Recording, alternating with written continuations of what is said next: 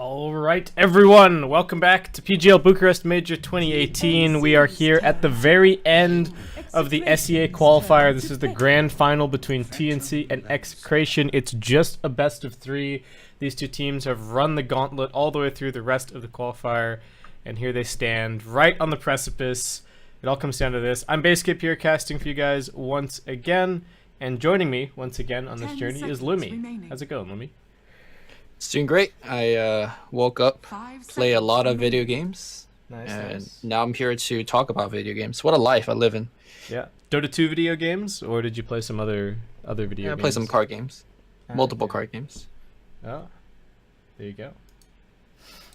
Well, we got the Phantom Lancer out again. TNC sticking to their guns with this opening. Well, actually, they were picking the Nyx Assassin previously, so they banned the Nyx.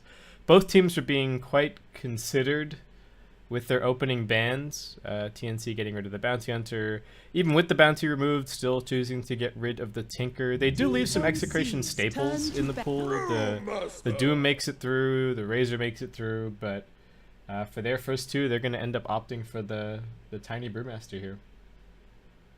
So if you guys are watching the games from yesterday, we saw both Cuckoo and Raven buy Battle Fury on Phantom Lancer, which is definitely a huge deviation from the norm. You skip the Diffusal Blade, you go to Battle Fury, and I was trying to figure out exactly why. So I had a shower thought, because I think about Dota while I shower. And what it dawned on me is that Diffusal Blade, it's very good when you get it early and you have that power spike with the Max Lance, with the Max Phantom Rush, Diffusal Blade, you could walk around and get a ton of kills. But then PL really dips in power as the BKB comes out, because you don't affect, like, you actually don't do any damage at all once the heroes are BKB'd. But if you go to Battle Fury build, what we seen yesterday is that all the cores that are BKB'd, PL just doesn't care. Just actually walks up and kill them. And still, it's not as strong as the Diffusal Blaze spike, but it makes your late game that much stronger. And with the Diffusal Blade, you don't get to 25 nearly as fast as the Battle Fury build. It's definitely much more of a late game oriented build, but it really fits the playstyle of TNC, because they're not exactly looking to end the game fast. They're looking to camp outside of your base, control the map, kind of acquire a big advantage, and push whenever they're ready. These games have really gone on to like 40-50 minutes. We've seen games, going to the second and third Roshan kill. So I think it really fits the pacing of the game with the Battle Fury build. Yeah, I like that playstyle as well a lot from TNC to kind of build on that point, because we have seen a reasonable number of games in this SEA qualifier that have gone, the team that actually takes the first lane of Rax ends up being the team that loses the game because they just stall out at that point.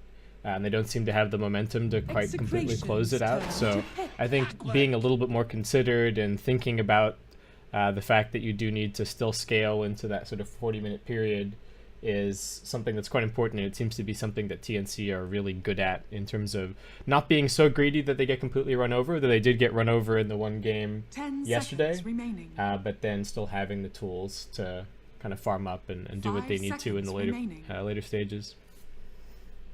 XctN does have the Brewmaster, which we've seen matched up against PL many times now. And of course, the Dispel magic from the Storm region allows you to quickly find out where the real PL is.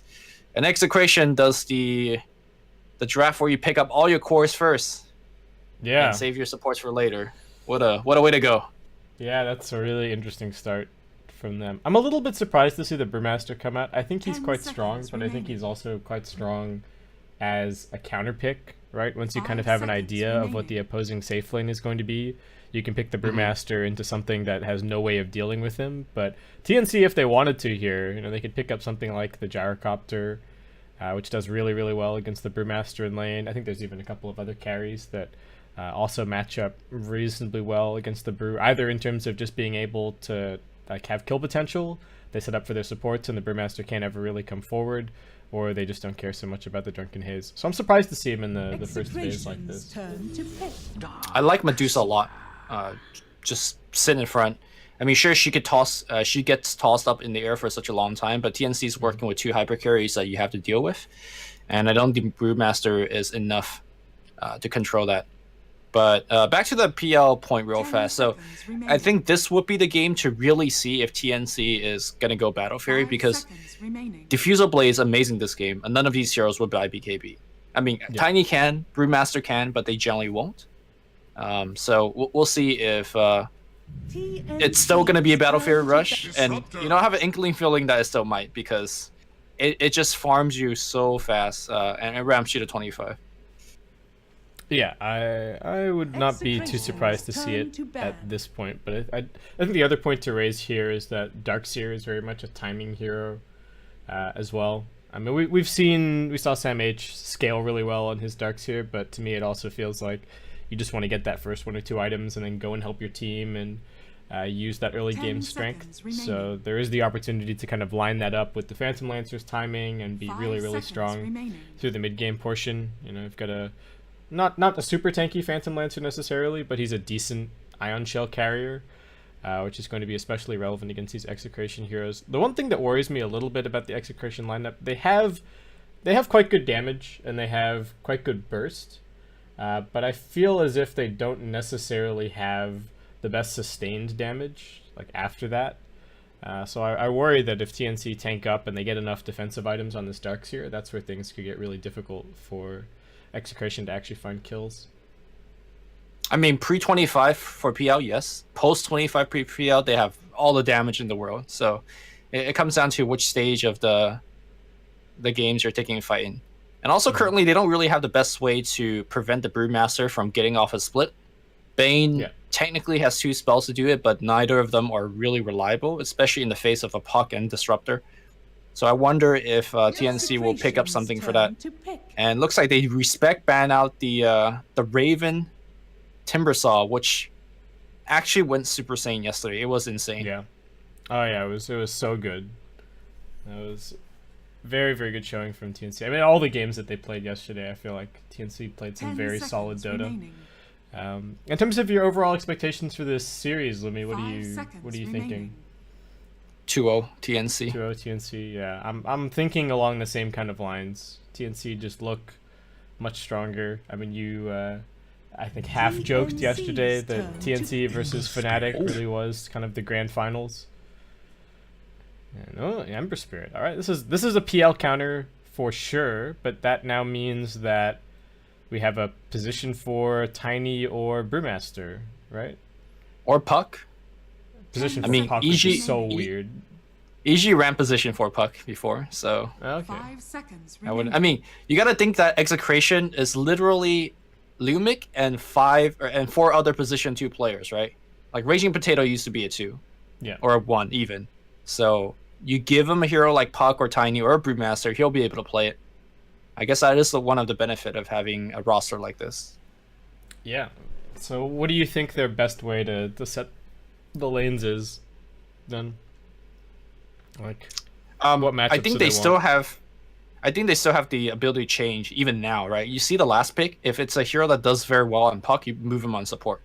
And then you like put the Tiny mid and Brewmaster offlane. And then if it's a very good matchup against Tiny, then you could put him on support. I don't know currently what they're thinking in terms of who is really the support, but the strength of the draft is that you can still switch even at this moment, which is really cool. Not something you see, ever actually. I'm wondering how TNC grab more lockdown. I think that's what they're looking at here, right? They're like, oh, we don't, like you've been saying, they don't have great ways to interrupt the split. They don't have really good ways to lock down the Puck. They don't really have amazing ways to lock down the Ember. Something like a Void kind of comes to mind, but then its synergy with the rest of the TNC lineup is, I mean, it's not awful, right? You've got the Darkseer to move people around inside the Chrono or vac people in, so long as you play it properly, the Phantom Lancer should still be able to do some damage into a Chronosphere, but it makes their lineup a bit weird and can be kind of hard to play against the Puck and the Disruptor. So, I don't know. Yeah, I mean, most of the carries that have stuns are like Sven and Wraith King, but you don't really want to pick it into a Brewmaster because you don't want to spend all your time up in the air. Storm Spirit might be an interesting pick, but looks like it's going to be a Death Prophet, which, I mean, check some of the boxes. You do have a Disable, but will it be enough? Yeah, the silence is going to be helpful. This is another. I mean, I guess I talked yesterday about feeling like the Death Prophet kind of falls off as a hero, but it ended up she being does that not. Death Prophet was a-okay scaling into the later stages. So not necessarily 100% in with this sort of timing push necessarily. I do like the Death Prophet a lot more when you're picking it with defensive supports. When you have like a Dazzle or an Oracle or something that just lets the Death Prophet play however she wants in fights, and then still have that little bit of extra survivability to back her up. I mean, the Bane is kind of a defensive support, but not nearly on the same level as some of the healers. So I think the really nice thing about Clockwork is that normally when he throws down the power cogs, it really messes up with his allies, especially the melee heroes. But I think Death Prophet in particular doesn't really care. In fact, she might sometimes even want to be trapped in the cogs. And then, of course, PL is so mobile, he could get out of the cogs if he wants. So I think the Clockwork as a both offensive and defensive support has really nice synergy in this game. yeah, so it is going to be position 4, Raging Potato Brewmaster. We've got the offlane Puck, mid Ember Spirit, Lumic, of course, on his Disruptor, and then we've got a safe lane Tiny, played by Nando. Over on the TNC side, was a little bit easier to predict their lanes. We got Tim's on the Clockwork, Cuckoo's going to be on the Death Prophet heading mid, Darkseer, Sam H in the off lane. We'll see if he can live up to his #1 net worth performance yesterday. We got Raven on the Phantom Lancer, and we got 1437 finally on the Bane. So Raging Potato starts out with Boots and it's just a sheer tango. Boots Stout Shield. We've been seeing a lot of these kind of bruiser melee supports been getting a lot more items. Pylai Dai yesterday went, Salve double salve and a stout shell. Yeah, and tangos, and I think he had a clarity in there as well. So is the intention here just to play with the Puck and be a big bully? I mean, the Puck's even got an Orb of Venom picked up in his starting items, so to me that suggests that they're looking to really run at this bottom lane, potentially. Yeah, they want to shut down Raven in the lanes. Oh, Raven quickly walks away from those trees. Don't want to be near there. And of course, we're going to see the best ward ever. Blocks the camp and sees nothing. Yeah. It's a Sam H I mean, ward. I guess you could cut this tree and see a lot, but then it kind of gives away that there might be a ward there. That would be super suspicious, I think. But yeah. Well, for now. I mean, you just take a fight around here, and then you just tangle that tree nonchalantly, you know? Yeah. Is the spawn box of this camp big enough that you can't cover the whole thing with one sentry ward? Because a lot of these camps these days are small enough that a single sentry, even outside of the camp, covers the whole thing, right? Which is made... Pretty sure there's like some edge. Like I think... Well, I can't ping on the map or draw on the map right now. Yeah. But I'm sure some of the corners you can't cover. Yeah. I actually haven't sat down and tested yet, so I'm not sure. This is something that I should know, but I don't know for the specific camp. Okay, what's gonna happen down bottom here? Execration. Do you think they try and steal the wave, or do you think they just try and run right at Raven at level 1? I don't think you need to steal the Rave, because Raven by himself won't be able to do anything against the Brewmaster. And in fact, I think the idea of the Stout Shield is that it allows him to kind of harass in the wave alongside his Puck. So that's probably what's going to happen. I say that, though, they are very well poised to actually pull the lane. Nope, gonna be backing themselves up now. Looks like no interest in that from Execration. We got a double bounty for the Ember, double bounty for Cuckoo on his Death Prophet. And I'm interested to see how this matchup goes. I think this is actually a really good matchup for the DP. So we'll see how Execration kind of manage that. TNC just cutting the wave, not even stealing it. They're just farming it right here. Tim's and Sam H. I think they want to. Oh, they want to go under the tower with their wave. All right, there you go. Nando, what's he gonna do here? He can't clear the wave nearly fast enough. The battery assault's coming in. TNC just giving them the move click. They're not even aggroing the tower. They're just letting the creeps do it. The TP's coming in from Lumic, trying to help out. Another Ion Shell coming up. Tim's now laying in with the auto attack. So that's just first blood. TNC with the punish. Very nice. To me, that's actually Nando's mistake. Like, he came out fully not respecting the fact that they can't make that tower. Like, he could have probably sat in the trees and reserved Tango to cut out from the other side, and he honestly will be 100% safe, but... Yeah. Yeah, walking low into the greedy. wave was not helpful at all. Yeah. 147 taking some damage down bottom, but he does have the Enfeeble over on the puck, so not really taking much damage there. Raven actually finding some pretty decent CS, and the wave is pushing forward, so a little bit of space. Unfortunately for 147, his pull camp has been blocked, so he's not going to be able to reset the lane position too well, and we'll just have to keep on fighting this one out, it looks like. Yeah, so the presence of the Brewmaster on the bottom lane forces the Bane to go there. And that means it gives the middle lane a fair 1v1 matchup for Cuckoo versus Carl. Honestly, the Ember still loses this lane, but he at least gets something out of it. If the Bane had been here, Carl actually doesn't even see the creeps. Did he get the Sleight of Fist level 1 to dodge... Cancel the South? No, maybe, he used maybe to cancel South. like a South. Yeah. Probably.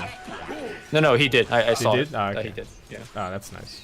Well, he's taking a bunch of damage now, but and there's a regen. Oh my god, there's a regen rune for Cuckoo. He didn't even use that much mana before he found it. So. Nope. Yeah. There you go. Sleight of Fist cancels it again. The value. He's not really approaching the wave though. That's a bit problematic. The wave is pushing in quite a bit. Nando gonna get the avalanche off, preventing Tim's from getting in, but there's the surge. There's also a cog available. Tim's just going in with the battery assault for the time being. Nando does not actually have a toss. Tim's pops down the cogs, does not get Nando inside of it, and now a little bit of a turnaround as Lumic comes over. They're gonna harass Tim's a bit, but I don't know if they actually get this kill. There's an avalanche. He does have the tree grab, in fact. They might bring him down. He's got the boots. They can't lob the tree at him. The range creep's getting in the way. And he will be able to escape. Oh, and meanwhile at mid, Cuckoo is in between the tier 1 and the tier 2, almost finishing off Carl. That last auto attack, not quite enough. He's baiting him a little bit with these wand charges, in fact. So Ember Seer is a hero that we haven't seen lately, and there's a couple of reasons why. As Carl, who pops that magic wand and survives the nuke, the lack of PMS makes melee mid much harder to come by. You pretty much have to be like Dragon Knight or Tiny to actually stand mid against some of the range heroes because you eat so much harass. Is Tiny even a melee hero? No, actually Tiny's like a 400 range hero. Pretty much. Yeah. And then also, obviously, they change. They nerf Battle Fury quite a bit, and they nerf some of the magic build of Ember quite a bit as well. So, Ember as a hero is just not really good right now. Yeah, he's just been hurting. But this is potentially one of Ember's best matchups against the PL. If you go for the physical build, which it does seem like he's going for, just based on the Aquila that he's got queued up at the moment. So, likely looking at the Battle Fury. They're just going to take some time to come online, but I suppose that's where the Brewmaster and the Puck are really supposed to come in. They're going to be the big playmakers. And it's not like Ember going for... It doesn't matter really what build you go for. You can still make an impact, right? Your spells are just so good for ganking in the early stages. I think the spell build lets you make an earlier impact, and the spell builds are generally the best way to recover when you have a start like this. Because honestly, it doesn't matter that he's doing very poorly. It might matter now as Tim's comes around. Yeah, they got him slowed down. A couple of auto attacks. All they needed to do is drive him back towards Cuckoo. I don't think they even really need any damage from Tim's there. And yep. Poor Carl is dead, getting doubled up on the CS. Not a good look. Also going to lose both of these range creeps to the tower. Pretty sad story for him. He was really waiting for that experience delivery. Down bottom, Raven still getting harassed, but doing okay. As I was saying earlier about Carl, like all he really needs to do is get level 6, go to a lane and triple remnant and get a kill. And he's kind of back in the game. Or they could just rotate one of the supports over to mid, right, and try and get the DP with that same move. Yeah. Initiating that might be a little bit tough. Lumic's actually doing all right in terms of levels. Oh, another attempt, perhaps here. They're going to surge forward Tim's. Lumic going to go for the glimpse back. It does throw him inside of the cogs. That's just going to be a bit of farm for Lumic on his way back. But TNC still applying hella pressure up here at top. It doesn't really showing up too much in the tiny CS. Nando doing pretty well for himself. Do have to give him some props for that. This is not an easy lane to be playing against, and he's actually neck and neck with the Darkseer. Again, Tiny is just a hell of a laner. Yeah, he's a good hero. You can certainly see why teams are prioritizing him. He just seems overall quite versatile, has a couple of different builds. scales reasonably well, well, has a decent impact at all points of the game.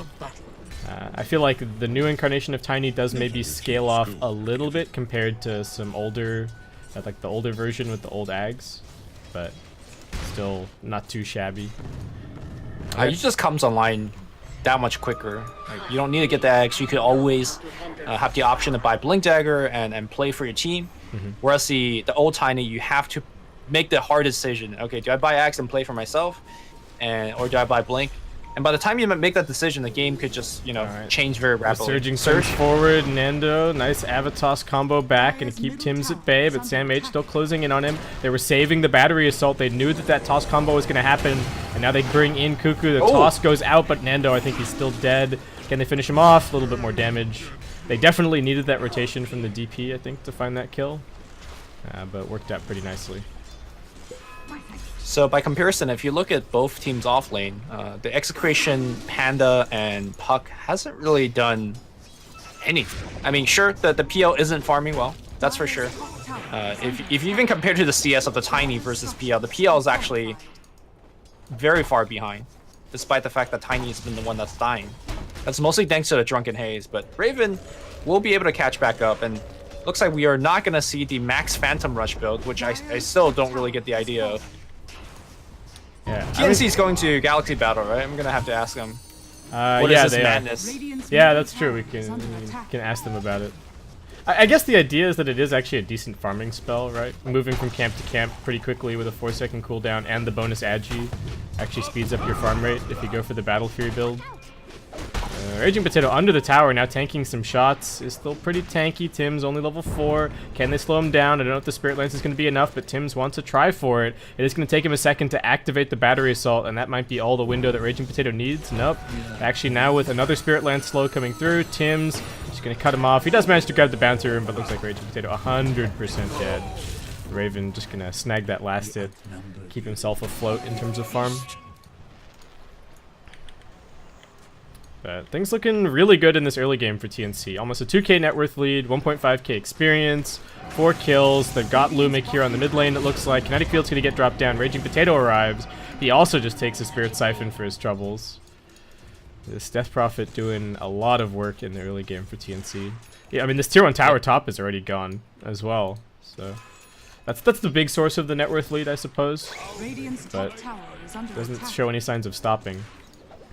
That and the fact that Sam H was able to farm both the lane and the jungle camp very efficiently. I mean, you see, they're either double iron shelling the creeps in lane, or they're doing it to the jungle, and they're getting so much gold from it. Oh my god, Raging Potato just getting chased all the way away from his tier 1 tower by Cuckoo. Looks like they might... Oh, okay. I was about to say they might not even need the Exorcism to get this one, but Cuckoo just gonna pop it. Does get glimpsed back in. He's a little bit low on life. Does need to be careful about tanking any tower shots. This Creep Wave's doing the job for him at the moment, and Tim's also willing to help out. The Ember Spirit is on his way in. He's got that triple remnant, but he's going to get bounced back by the cogs. The Spirit Siphon coming in, and Carl unwilling to commit too heavily into the Exorcism. He could die super fast, and his Flame Guard actually got knocked off really quickly. Well, it is not surprising that XctN is actually getting roughed up in this early game. They have picked up pretty greedy of a lineup. Essentially 4 cores, and all of these cores don't really come online until much later. If you check over to Tiny, he's got a Midas queued up. I mean, I guess he knows what's up. Catch up Midas? Oh, you mean the Brewmaster or the Tiny? Yeah, sorry. Yeah. Brewmaster, yeah. But yeah, he's had that queued up since the beginning of the game. He's actually had this entire build queued up in his quick buy. He had the Tranquils, the Soul Ring, and the Midas, all all lined up one after the other. So yeah, Raging Potato knows exactly what his game plan is. Picks up the Tome now. He's also got an Invis, so he could use the Tome, get the and Primal ult. Split. Yeah, or clap Primal Split. And maybe find a kill somewhere. All right, nope. He just got farm on the brain.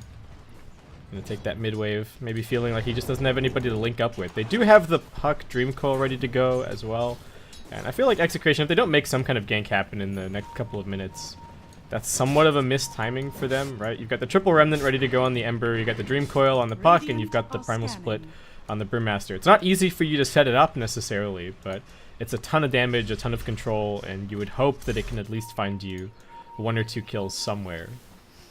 The thing right now, if you look at the way that TNC's farming, they're doing it very safely. Bottom lane, double Iron Shell, push out the wave, you can't really make it go. Ooh, smoke got broken here, Instantly so very broken. nicely done. Yeah. But DP is still smoked up. Whereas top lane, PL is farming, but he's also like a very hard catch, so I don't think you could even go for him. So TNC does recognize the fact that Execration is very strong at this point in the game, and they're just not allowing Execration to find that opening.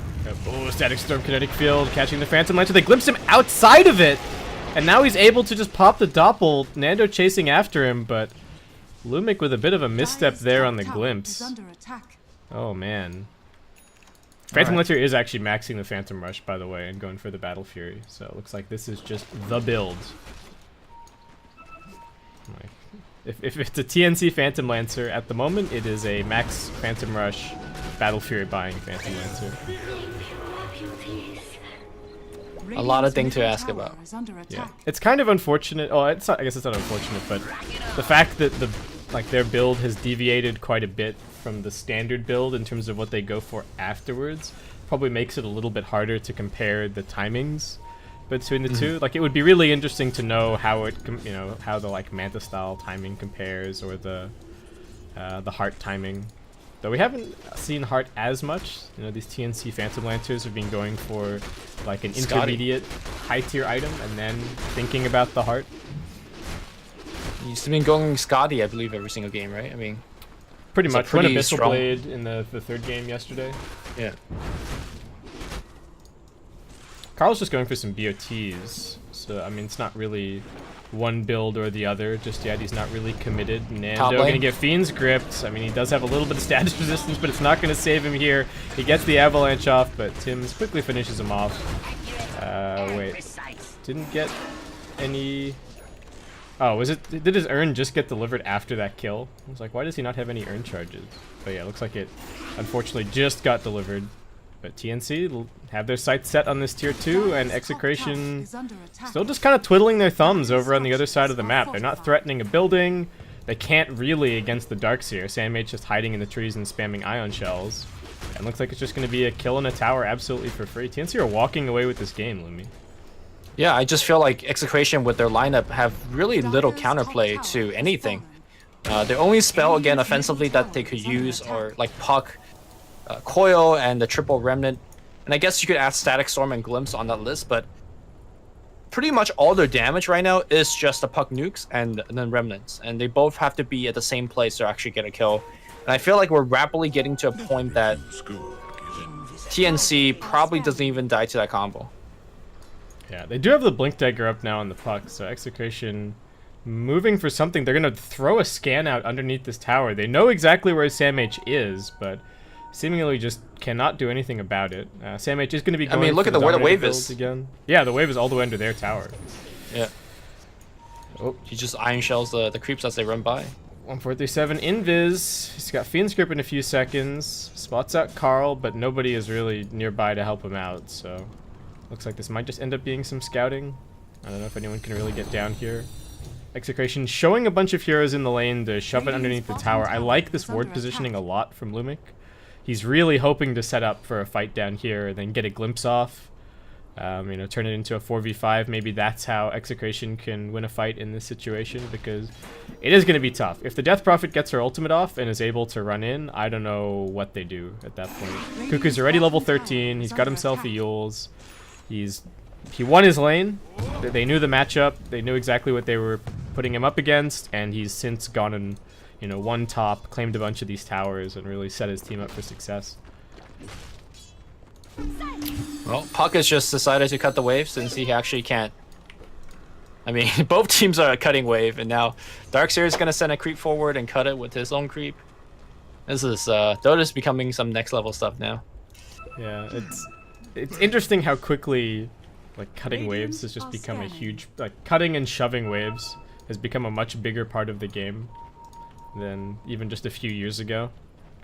Like the sense of safety of even being in the middle of fog of war, no vision, but still knowing that the enemy team is probably too far too far away to stop you cutting a wave quickly. They're going to toss in on top of Tim's. Raging Potato threatens the ultimate, doesn't need to pop it just yet, but he does actually get silenced up. Can they burst him in time? They might be able to. Raging Potato's dead. Tim's is still alive. It's a 1-for-1 so far. The Static Storm Kinetic Field getting dropped down, but it's just not doing any damage in the face of this Death Prophet, who now runs forward. Carl out of spirits. They're going to Nightmare him up. He's also dead. The Silence doing so much work in that fight. Yaj looks like he should be able to escape, but that ends up being a 3-for-0.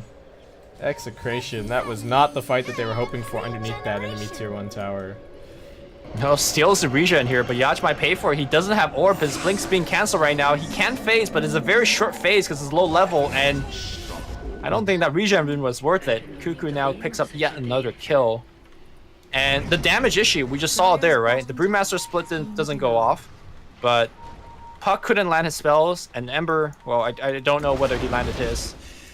And as a result, it was a pretty decent idea of tossing the Brewmaster in, but then the battery assault just made him look silly. Yeah, that was not a good look. I mean, they did lose Tim's in the end, but he's already quite tanky. Has the VIP booster picked up for his Spirit Vessel. And Execration, what are they going to do? Are they even going to take a tier 1 tower this game, Lumi? I'm starting to even question that. Like, they just can't seem to win a fight. Exorcism's down for 60 seconds. This should, in theory, be the window for Execration. They've got the Static Storm back up in 2 seconds' time. They want to make something happen, but they seemingly just can't push. Carl's getting run at by Raven, taking some damage. Is going to queue up his own Battle Fury after these BOTs. So that's maybe the one remaining hope for Execration, is that they can just get a super fat PL and he can kind of carry them. They are going to go onto the Clockwork once again. Tim's taking damage, but he's super tanky. The Static Storm also getting dropped, potentially just for him. He breaks the coil, managing to run back through. They popped a lot for that kill. TNC still hiding inside the trees. Sam H, 3 points up in the vacuum. Primal Split going to get popped. Raven might now arrive, just working on the pandas. Doesn't have a care in the world. Actually might even be able to bring down the Storm Bruling. They send the Tiny up into the air, vacuum him back. No mana left. Gets Fiend's Gripped up. And that is going to be the end of him.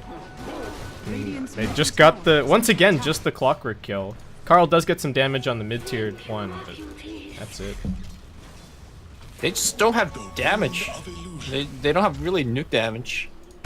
I mean, apart from the Brewmaster and Ember, but again, it's just... Yeah.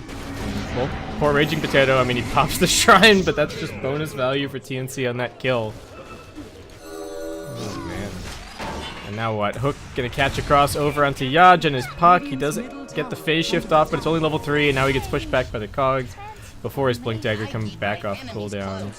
TNC not even having to really... I mean, they're playing well, but they don't even have to bring everybody to find these picks. Just kind of farming Execration across the map. Yeah, they have such a big goal lead, item lead, that unless Execration bring, you know, twice the member that TNC has, they're not gonna get the kill. Yeah, Nando's spotting out Sam H here. I mean, I don't think he has the damage to combo him down. His Shadow Blade's gonna end up fading, so Sam H is gonna get out. This is one of those situations where the Disruptor, when you're behind, feels insanely weak, right? Like, there's nobody's dying. He doesn't really bring that much damage. They're running in your face, so nobody cares about Glimpse. Like, I think that Satyr Banisher with the Iron Shot might have been able to kill him. Like, no joke. Just run it next to Darkseer or Disruptor, purge him. Yeah, purge him every 5 seconds. Yeah. Oh, alright, Tiny's going for a blink. Ember still 1 item away from completing his Battle Fury. Carl actually farming reasonably quickly, but I think that's just because he's been, like, has actually been able to move around a little bit and hit some creeps. 1437 with yet another Invisor, and they do have an Observer Ward up here on the high ground scouting the movements of the Ember. I mean, Ember, yes, is farming well, but the hero just needs so much before he could do anything, and that's why I'm not as big of a fan of the physical Ember, because you just come online so much later. He has BOTs and almost a finished Battle Fury, but guess what? He's not ready to fight yet. Like, he needs maybe another item on top of that. They found the Puck once again. Yaj able to jaunt himself a little bit further out. He's got the phase shift, should be able to blink, but Raven cutting down those trees. Is the Rocket Flare going to scout him? No. Alright, looks like he should be okay.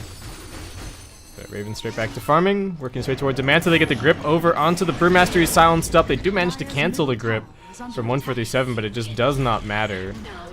They're moving wherever they want. Raven's pushing top, rest of the team pushing down mid. They do finally end up losing the tier 1 at bottom, but they'll happily take the tier 2 in exchange, it looks like. And maybe, are they just going to head straight into Roche? Maybe pop an Exorcism for it? Radiant's bottom tower is under attack. Looks like Sam H doesn't have his standard Solar Crest. Does Death Prophet have one? No. Neither. I guess they don't feel like they don't really need it. I do like the pipe a lot this game. Even just in terms of, you know, potentially saving somebody from getting bursted by the Tiny. Almost all the damage on Execration, at least for now, is still magical. Magic. Right? Carl is kind of picking up some physical damage, but... Yeah, the Death Prophet also has a hood. I don't think she'll upgrade it into a pipe or anything, but it's quite good of a survivability against the Remnants. In fact, the Remnants, I keep talking about them. Have we even seen them yet? I don't think it's done anything, really. He's pretty much just using them for, like, just farming at this point. Well, not even using them to farm, but it's just safety. Yeah, have the panic button ready to go. Cuckoo buys a very early BKB, so this is, to me, just slamming the door shut on Execration. It's like, hey, we have no comeback potential. It's going to be a long while before Execration can deal enough physical damage to kill Cuckoo. Yeah, no, it's going to be tough. Middle tower What do you think he goes for next? Octarine, Shivas? BKB Shivas. Yeah. BKB Shivas is always a very good way to go about it. Yeah, it just makes you insanely difficult to kill. Alright. Raven, once again, going to be going for that Scotty. This seems to be TNC kind of settling into their... Well, Primal Split's being popped bottom, but I think this is more to try and save the Brewmaster than it is to get any kills. And the hookshot is actually off cooldown, so I would anticipate that Tim's going to try for that once he pops out. Raging Potato, is he going to be able to escape? 1437. Maybe doesn't want to use the Fiend Script. Nice Rocket Flare, going to scout him just a little bit, and now they get the hook in. Raging Potato looking 100% dead. Just going to be some Spirit Vessel charges for the Clockwork. And they'll go join the rest of the team in pushing in this bottom tier 2. It's the last outer tower on the map, and it seems like TNC are just moving into their holding pattern, right? Where they sit, they farm a little bit. They are hitting quite a strong timing. They've got the level 3 Exorcism ready to go in a couple of seconds, so maybe they'll force down the tier 3. But they're so good in this situation. They're so good at playing from ahead. I mean, they still have Aegis up, right? So yeah. I think they can quite easily go high ground here. They know that the Primal Split is also on cooldown. Cuckoo getting comboed, gets tossed out of the Static Storm. It's actually going to just prevent the rest of the team from coming over, but Cuckoo pops the BKB and just runs in. He's going through everybody. They cancel the TP out on the Tiny. He's going to be finished off. Execration trying for a cute play, isolating the Death Prophet from her team, but it just does absolutely nothing. Cuckoo laughs it off, and they go straight onto the lane of Rax, looking like it is going to be probably like a 25-26 minute GG in game 1, Lumi. Oh, it could be right now, man. Raging Potato in a lot of trouble. He's going to get brought down. Puck getting pushed back. Silenced and gripped. They're touching him every other way. TNC will get the tier 3. Exorcism has ended, but they could just right-click it down. That is 2 lane of Rax with 1 Exorcism. That's what I call value. Yeah, this is a real get out of my game moment, I think, from TNC. They don't have to go anywhere. They're all healing up. Look at the Darkseer's HP regen. He's got 50.1 HP regen. Picks the 12 HP regen talent as well. He's not going anywhere. Raven still has the Aegis. Mega Creep's coming up, 25 minutes in. Yeah, all Execration can do is watch. A pretty poor draft by Lumic. Yeah, I feel like they outdrafted themselves a little bit. Yeah. Just with the lineup. Oh, the silence coming out before the Primal Split can even be used. Nando tossing his teammates into their death. There's the good game well played being called, but not before Lumic hits the ground. Raging Potato coming back, and once again he's being nightmared. Can he get the ultimate off? They just won't even let him. The Ancient explodes before he can even get it off. And Brewmaster sits there dejected. Poor Execration just got completely manhandled here in game 1. Boys and girls, and that's why you don't pick 4 cores. I mean, I think that is probably not the 100% the takeaway. Really, they had 4 cores, but I don't think that's why they lost. It's more that they had 4 cores that took forever to get online, and they had 4 cores that couldn't win their lanes.